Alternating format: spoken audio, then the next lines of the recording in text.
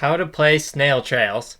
Snail Trails is a fast-paced and replayable pen and paper battle game. Players control super snails who race around the board and leave behind deadly slime trails. Navigate an ever-shrinking space and use power-ups to your advantage to try and trap and destroy your opponent's snails. This is a 2 to 3 player game that takes 5 or 10 minutes.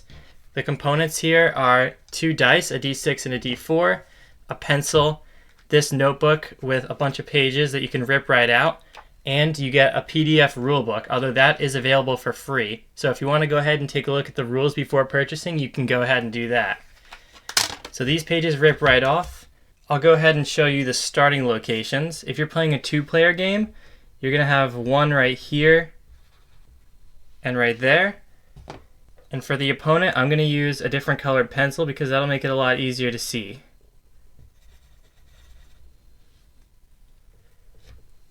We're then going to pick one of the 2 dice and roll them for our turn. I'm going to be rolling on a mouse pad here just so it's not so loud. And on the d4 I got 3. So I'll pick one of my snails and choose a direction to move 3 tiles in. So we'll go right here, draw my new location, and trace over the path I took to get there. On my opponent's turn, maybe they're going to use the d6. So they rolled a 3 as well. They'll go 1, 2, 3.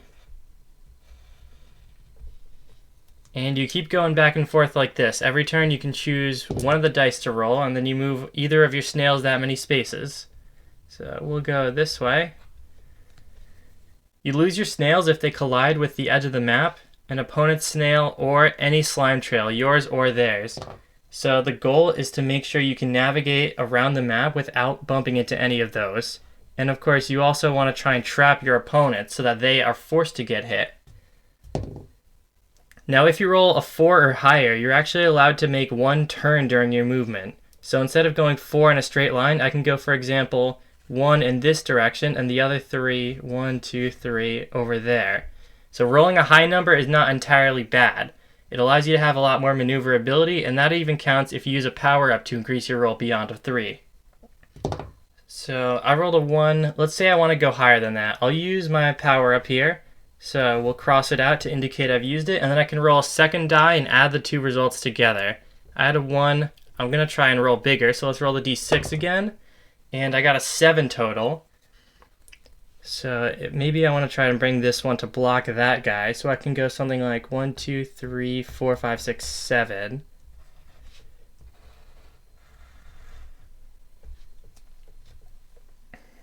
That was the Radash. It allows you to roll a second die and add the 2 numbers together if you want to travel far. On the red player's turn, we're going to roll here. Let's see, that is a 3. And so the other power-ups we have, I'm going to use the avocado. So you can add or subtract 1 from your result. So now I would get a 4. I can go 1, 2, 3, 4, and maybe hopefully escape from this scenario soon. The gray pencil player is going to want to try and trap that guy. But I cannot do so with a 3, so we're going to have to do something else. 1, 2, 3. Let's just go here and try and run away a little bit. If I move this snail with a 2, they're going to end up bumping into a wall, so we'll start on this one. If you want to try this game out for yourself before you buy it, I did mention you can download the rules for free in the description. You can also make your own board. 1, 2, 3, 4, 5, 6. We'll go like that.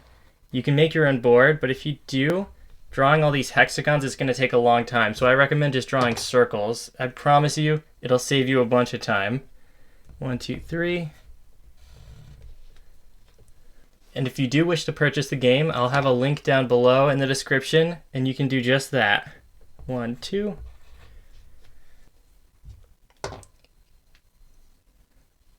I rolled a 4 or above, so I'm allowed to make a turn. I'll go 1, 2, 3, 4. And now the board is getting pretty cramped, so it's going to be a lot trickier to move around. That is a 3. The space that you have available to you shrinks pretty quickly because any tile that has any marking in it at all is deadly to you because you can't move on a slime trail or touch an opponent's snail, or your own actually. This is a little awkward, but at least I can turn. I can go 1, 2, 3, 4. And now there's barely any space left. 3. So right here, I can't move this snail or this one 3 spaces safely in any direction. Luckily, I do have 2 power-ups available per game. I already used the rad dash as this player, so I can't use that again, but I can use either other one, even though the opponent's already used avocado. So I'm going to add +1 to my roll, because if I have a 4 or above, I'm allowed to make a turn, so I can go 1, 2, 3, 4, and stay safe for another round. That is a 2. I'll move this snail into the corner, so he's got nowhere to go anymore. Hopefully I don't need to move that one. That is a 3. So I have no power-ups left, and if I move this snail, he's going to die. If I move this snail, he's going to die. So I've got to take at least one of them. I may as well go this way, because I can block my opponent's snail here, but because I went off the edge of the map, that snail is dead. The red player rolls a 2. What I'm going to do here is use the last power-up, because the red player has not used their second one yet. This is the Blockberry. It allows you to move safely through slime trails this turn. So I can take this snail and go 1, 2, straight through that slime. I do have to end up on an unoccupied tile, or else it would still kill my snail. So it's not just a free get out of jail card, but it did allow me to go out of the corner and into a semi-safe area to hopefully survive another couple turns. And it turned out to be just long enough, because now the gray player has rolled a 3 and they have nowhere to go. So no matter what move I make, he's going to die, and the red player would win that game. If we were to do a 3-player game, I may as well just show it really quick. Your spawn locations would be here, right there, and right here. And then the gameplay continues the same way. You'd all take turns moving. You can choose to use up to 2 power-ups, and the game ends for you if your snail crashes. You want to be the last one surviving. So thanks for joining me on this how to play Snail Trails tutorial. Be sure to go into the description and purchase the game if you're interested.